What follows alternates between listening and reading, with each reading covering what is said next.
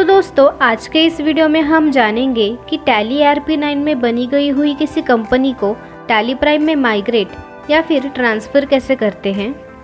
किसी कंपनी को माइग्रेट करना बहुत ही आसान है, लेकिन माइग्रेशन करते समय कभी कभी माइग्रेशन का काम पूरा नहीं हो पाता है और उसकी वजह से वो कंपनी टैली ERP9 और टैली प्राइम दोनों में भी नहीं चल पाती है।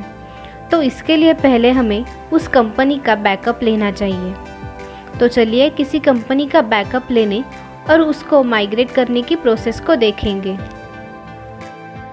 पहले आपका टैली ERP9 का डेटा जिस फाइल में है उसके पाथ को कॉपी कर लें और उसे टैली प्राइम में सिलेक्ट कंपनी के स्क्रीन पे यहाँ पेस्ट कर लें। पेस्ट करने के बाद एंटर प्रेस करें। देखिए यहाँ पर उस डेटा पाथ पर बनाई गई सभी कंपनीज के नाम दिखाई दे रहे हैं और यहाँ उनके आगे माइग्रेशन रिक्वायर्ड लिखा हुआ है। अब आपको जिस भी कंपनी को माइग्रेट करना है उससे पहले सिलेक्ट करना होगा। हम इस कंपनी को सिलेक्ट करते हैं। अब एंटर प्रेस करें।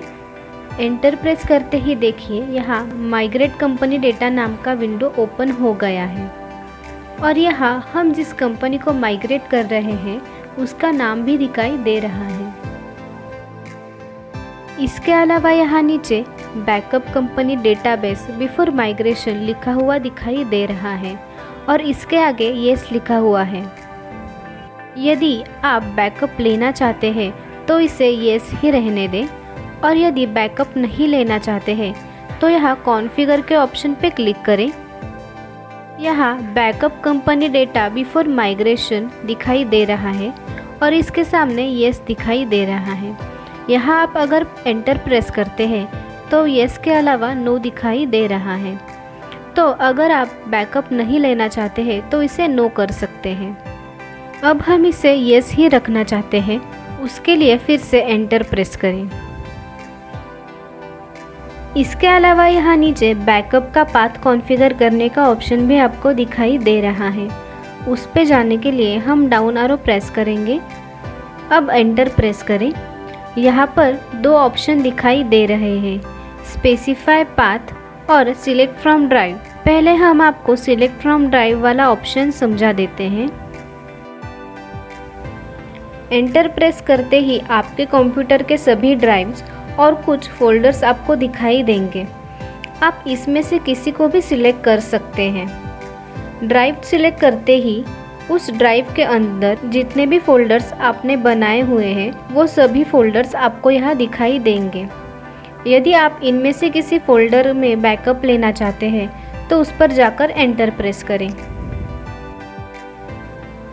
तो अब हम स्पेसिफाई पाथ के ऑप्शन को देखते हैं।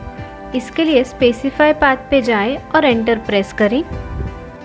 यहाँ पर आपको वो पाथ टाइप करना होगा जहाँ पर आप इस कंपनी का बैकअप रखना चाहते हैं। फॉर एग्ज़ाम्पल अगर आप F ड्राइव में एक नया फोल्डर बनाकर उसमें बैकअप लेना चाहते हैं तो आपको यहाँ टाइप करना है F, उसके बाद कॉलन, उसके बाद बैकस्लैश और यहाँ आप जो नाम देना चाहते हैं, जैसे कि अब हम यहाँ पर लिखते हैं बैकअप बिफोर माइग्रेशन।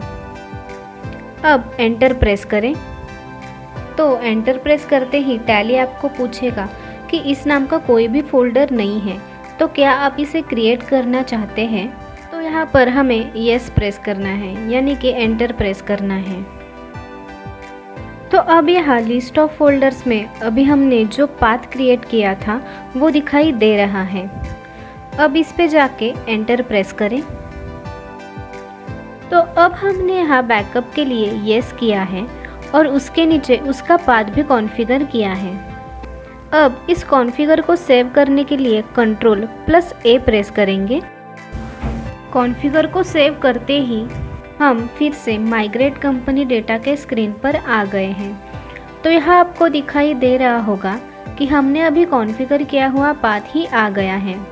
तो अब माइग्रेशन के लिए यहाँ पर माइग्रेट पर क्लिक करें और इसके अलावा शॉर्टकट की यानी कि R प्रेस करके आप इसे माइग्रेट कर सकते हैं। तो ये देखिए अब इस कंपनी का बैकअप और माइग्रेशन हो गया है। अब आप इस कंपनी में जो भी काम करना चाहते हैं वो कर सकते हैं। इसके अलावा हमारे पास अनेक प्रकार के ट्यूटोरियल्स अवेलेबल हैं। अगर आपको वो चाहिए तो हमें कांटेक्ट करें। कांटेक्ट डिटेल्स डिस्क्रिप्शन बॉक्स में दिए गए हैं। धन्यवाद।